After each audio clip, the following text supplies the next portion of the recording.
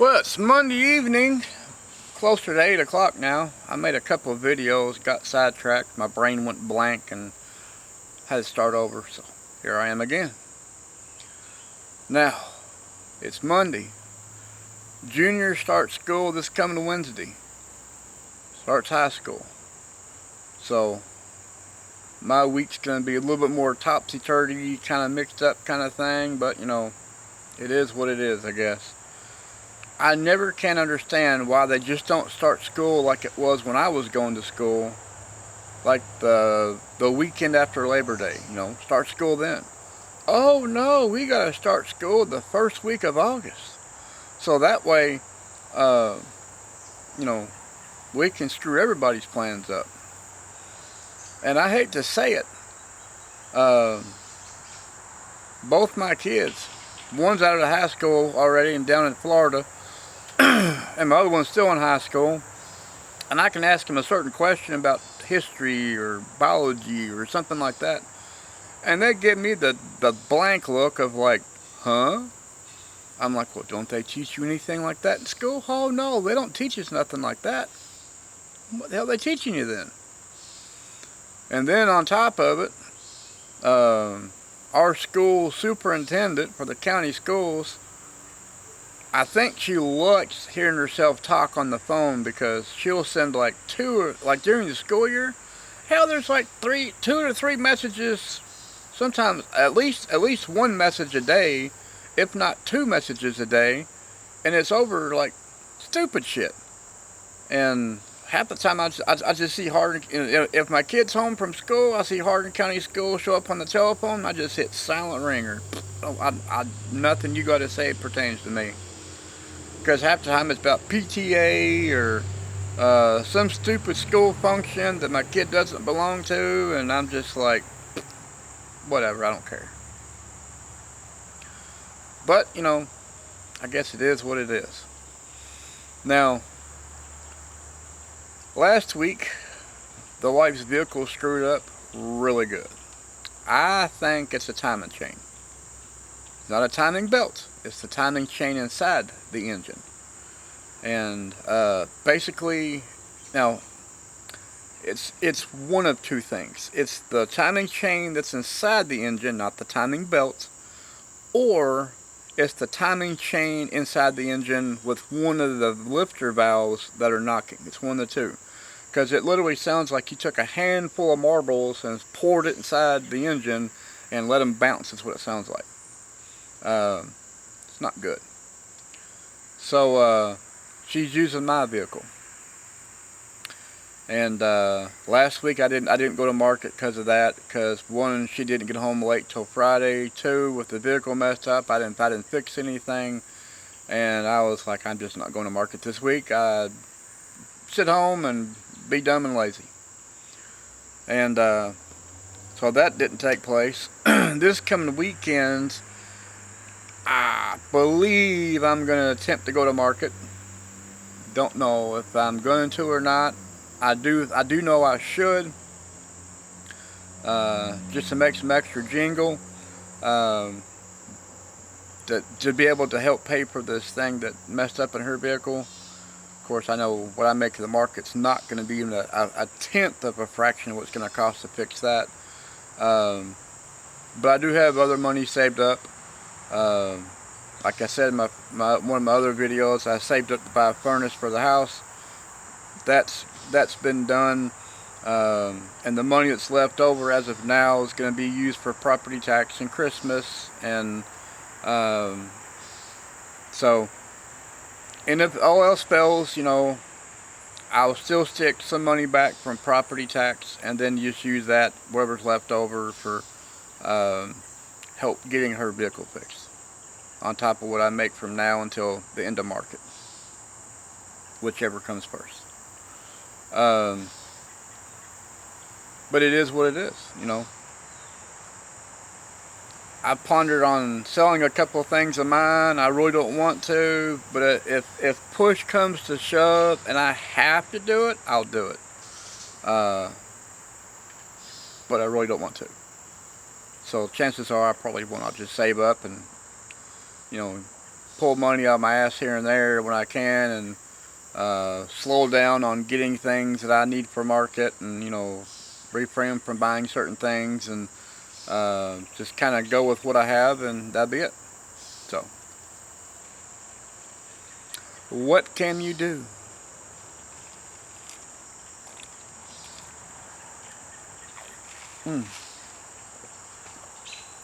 Get dry mouth pretty quick out here when it's very humid. So I got my arms out so that way I can, if I have them crossed, I start sweating even more. But it's summertime. I would much rather have it humid, sticky, and miserable out here than I would in, say, the next 5 months from now. That's going to be cold and dreary and miserable, and I probably could be out here making a video in 5 months from now, but it'd be miserable. Oh, it will be. And I kind of get a kick in the wintertime whenever I'm stuck in the house. Sometimes I'll play a video I've done in the summertime, and I'm like, man, I wish it was like that now. I go outside in shorts and a t-shirt, and sometimes a t-shirt and my boxers on the front porch, lounge around. But as soon as you open the door in the wintertime, it's like, oh, I gotta have 3 layers of clothing on, and bundle up even more because it's miserable, and yeah, it sucks. But I understand that, basically we need wintertime to calculate the seasonal changes and everything. So, I mean, as much as I hate winter, I accept it, even though I don't like it, because it has to be. So, it is what it is. Now, I also have looked at some of I grow a bunch of dill. And on some of the first things of these, I guess, the clumps of dill that went to flower, then from a flower went to seed.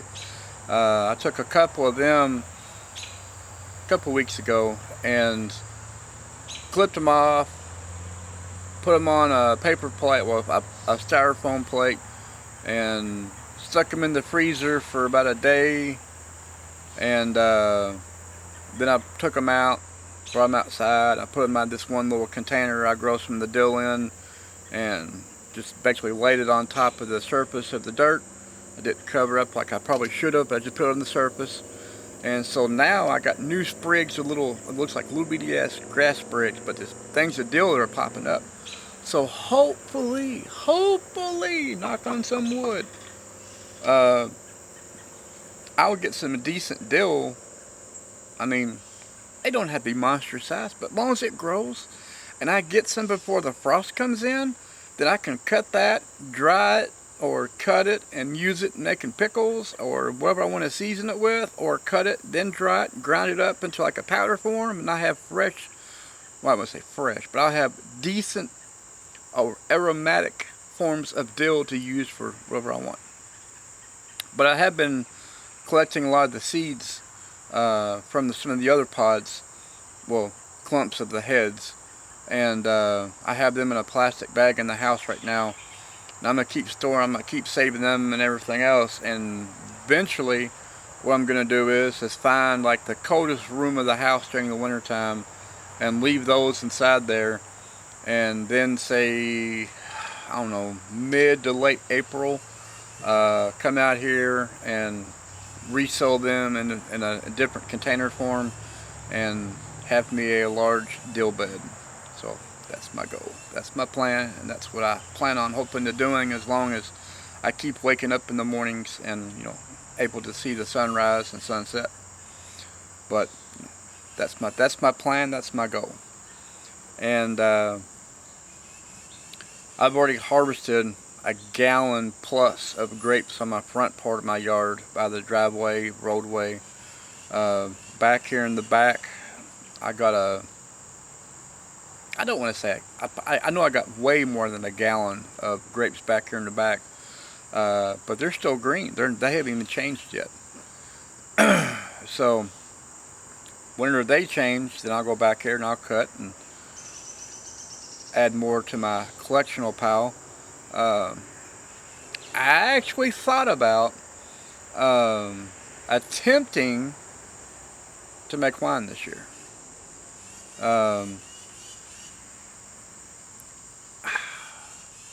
I've never made it.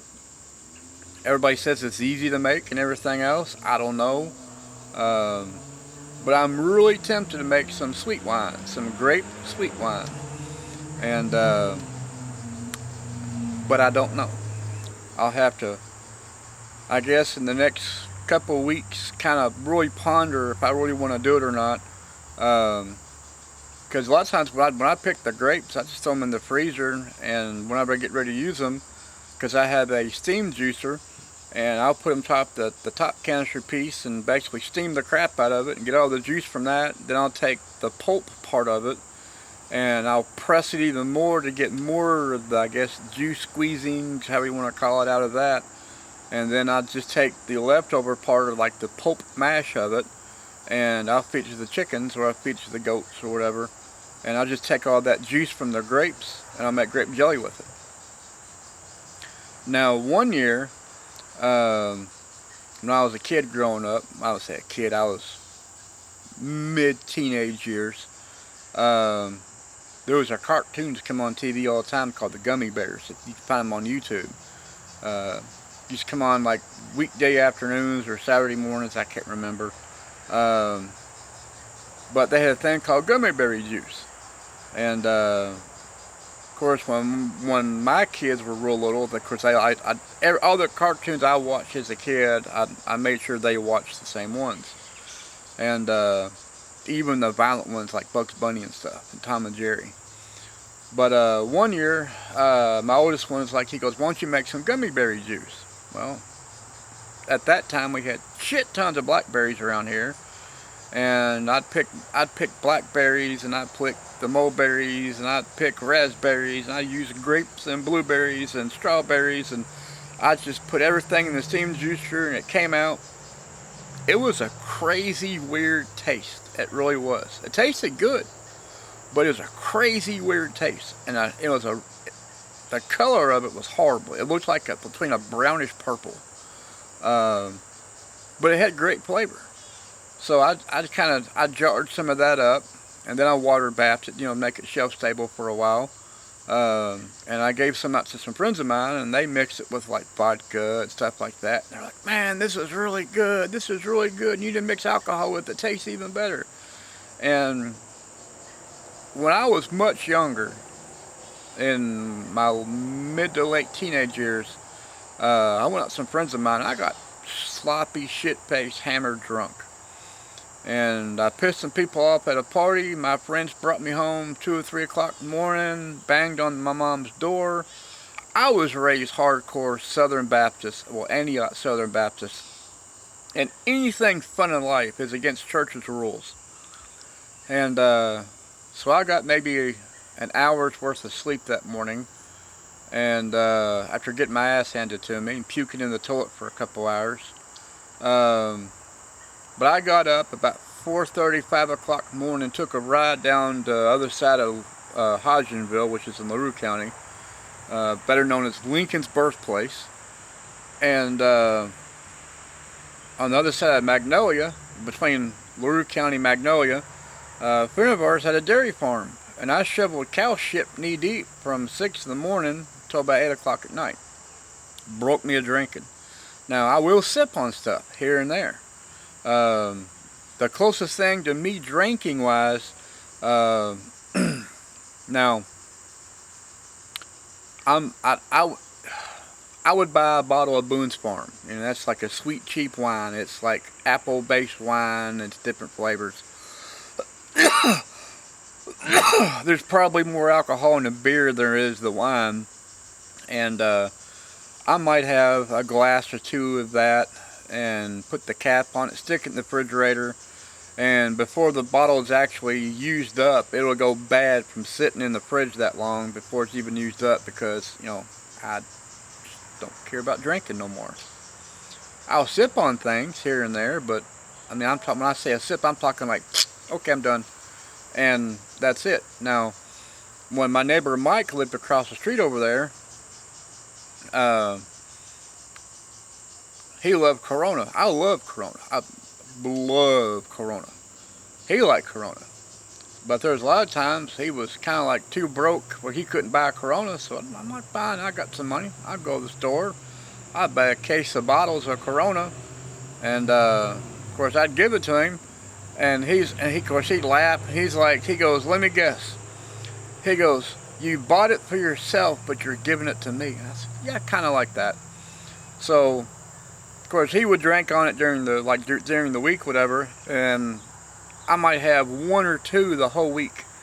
And I told him, I said, this way I can have a beer or two and not feel bad about buying a bottle and having them go to waste because I only wanted like one or two beers out of the whole thing. And that's how it is. But after Mike left, I don't buy it. I haven't bought it in, well, Mike's been gone for 3 years now, maybe 4, and I haven't bought anything since. I just don't care. I mean, Corona is a different flavor of beer than any of all the American beers. Now, almost my friends, well, it's Mexican piss water. You know, it might be in your eyes, but it's a lot better than the crap that you're drinking. That's massively watered down. And yeah, now, if I had a good German beer, a real German beer, or a real English ale, that's a different story. Not this Americanized shit that's watered down that says it's that. No, that's a different story. But I couldn't drink the whole thing because I'd be so sloppy, I'd have me drunk that, you know, I'd be hilarious and stupid at the same time. But it is what it is. I didn't go off track. I have no idea what the hell I was just talking about. Oh yeah, making wine. See, old age is great. See what you get looked forward to after 50 years old. You know, you get talking to yourself, you get sidetracked, and you forget what you're even talking about. But yeah, I'm tempted to make at least a few bottles to see how it is. I do know this coming Friday, I'm gonna order a 5 or is it 7? Is it 5 gallon or 7 gallon fermenting bucket, and it has a lock lid. Of course, I'm gonna drill a small hole in the top of it so I can stick an aerator in the top of it for the bubbles, airlock type thing. Cause I got my grandmother's recipe for corn cob wine. Now I'm gonna tell you, just because it says it's corn cob wine, when it's done and said for, it is not wine. It's literally, technically it's wine because it's not distilled. But I'm going to tell you right now, when it is done and it is in its bottle form, and you take a small little shot glass and pour just a teeny bit in there and you throw it back, it's damn near like drinking Everclear. It's like, and Everclear is 190, it's 190? Yeah, 190 proof grain alcohol. That's what it tastes like, but it's wine.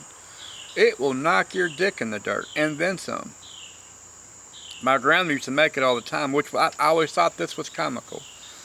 Hellfire and brimstone against gambling and drinking. All the time. It didn't matter. But she would make corn cob wine every year. And now her excuse was it was for medicinal purposes only.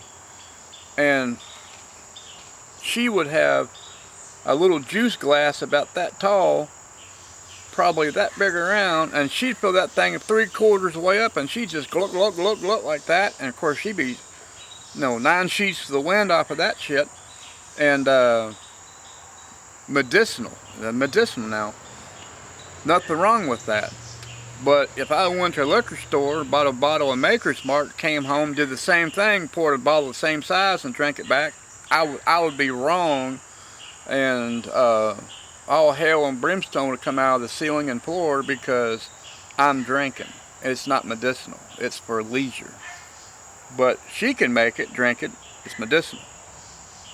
But I got her recipe, and I'm going to make some. It requires 12 to 14 ears of corn that has been shucked and take the corn cobs, put them together. This is basically the gist of the recipe for them. Then you take a few gallons of boiling hot water, and you pour that on top of the corn, stir it up with some sugar. After it cools down to a certain level, you put yeast into it, and then you cap it and put it in a cool, dry, well, a cool, when it says cool, like a 70 plus degree temperature area, in the darkness form, and let it sit for X amount of time. Then there's other things you got to do, but that's basically the gist of it. And I tell you what, when that stuff's done, man, it will knock your dick in the dirt 9 ways to Sunday. And I am not lying. But it is what it is. I need to get me a mash barrel, and so I can make me a good corn mash. So before it gets too cold, I can run through my little popcorn still and basically make me some more medicinal stuff for the winter time. And have some on hand for other things, for Christmas gifts or, something of that nature. So many things to do before winter. I've had all summer long to do. I've done things before getting ready for winter time most of the summer, but I've kind of been lazy a little bit, which, I'm not going to lie. I've enjoyed my summer. I've had fun. I've gardened. Mowed the yard. I love mowing yards in the summertime. Oh, that's one of the best things I love about summertime is mowing grass. I love cutting grass. I don't care if it's my neighbor's yard, but there's a guy across the street bought this lot, put an old junky ass trailer on it. It hasn't moved in 4 years, well 3 years, and when the grass grows about asshole deep, I go with my mower and I cut it and everything, have fun. And of course I use the excuse I'm making sure there's no mice and snakes that come out of the yard type thing. But I just enjoy cutting grass. My neighbor across over here, before he put a fence up, I used to mow his yard all the time. My neighbor up here top of the hill from me, whenever his mower's down, I'll go up there and I'll mow his whole yard. I love doing it. Of course he tries to pay me for doing it. I won't accept his money, but he tries paying me. And of course, usually he finds a way for me to get the money. But I just enjoy cutting yards. I enjoy it. And I don't know, probably 6 or 8 years ago, one of the guys I was real good friends with, me and him got cahoots together, was out mowing yards. And sometimes we go by these elderly people's places. I mean, they could probably pay somebody to cut their yard. But you know how most elderly people are from my age growing back. They're skin flints, they're tight asses. They don't want to spend their money unless they have to, which I understand now. But I'd go up there a lot of times. I mow their yards. I wouldn't charge them a penny. I'd just mow the yard. And some of them, I guess, felt bad about it. They would try to pay me something. I'm like, no, just don't worry about it. Save your money for food or for your bills or whatever you got to do. Tie it to church. Do what you got to do with it. I just enjoy mowing yards. I didn't care if it cost me money or not. I enjoy mowing yards. Just mowing in general. But it is what it is. And that's like here soon. I'm looking at my apple tree right now. It's bunches of apples on it. Bunches and bunches of apples. I don't know if I'm going to try to process them and dry them out and save them for cooking apples, or if I want to find one of these Chinese kind of apple press things and crunch some of them up and try to make some apple cider. And of course, I mean, I got enough apples on the tree right now. Probably with the next month they'll be ready like usual. I can take those apples with some other apples I have. I can get from like down the road from at Bennett's Orchard, mix them together and make a really good apple cider.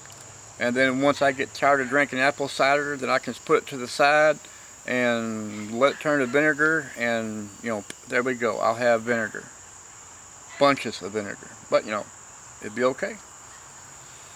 Now I'm gonna talk about one more thing. I'm gonna shut up and get off here. My dad came down yesterday, and before he actually came down, one of the people from the church came over. And I gave him some zucchini and spaghetti squash, tomatoes, and some of the stuff I had canned in the side area. And her old man, big into guns, has all kinds of them. Now, my preacher has seen my 37. He's heard about it, but he's never seen it. So I went inside, got it, brought it out to him, and he was melting over that thing like butter in a microwave. Told me if I ever wanted to get rid of it, let him know. He'd be first in line. He goes, I really like this. And of course, when he first saw it, he goes, oh, it's an M203, and I was like, no, it's kind of, but no. I said, this is the civilian model, but it has a lot of M203 parts on it. And but he was like oohing and ahhing, like a woman in a clothing store or a shoe store. I know it's sexist, but what are you gonna do? But after they had left, my dad pulled up, and I was walking in the house to put it up, and of course my dad's like, you and them guns, you and them guns. I said, well, one was a gun. What I had on my shoulder is not a gun. I said, because by the ATF, technically it's a signaling device. It's not a weapon. And, but we were talking stuff. He was looking at the car, a couple of things, and listening to her thing, how bad it sounded and everything else. And, but he told me, he was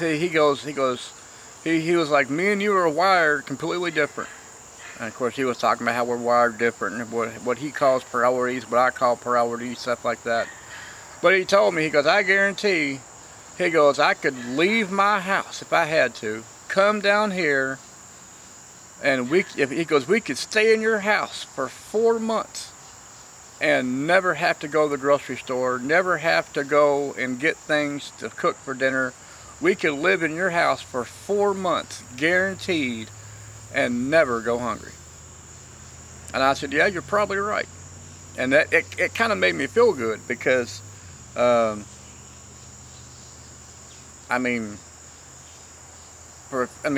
my dad. He's so hardcore liberal. It's not even funny. But for him to say that, it kind of made me feel good. Now my dad's probably calling me crazy in some ways, but hey, I took it as a huge compliment. But and that's how I look at life. I was, from the time I was little bitty, well, at least somewhere between 5 and 10. My grandmother in her basement had like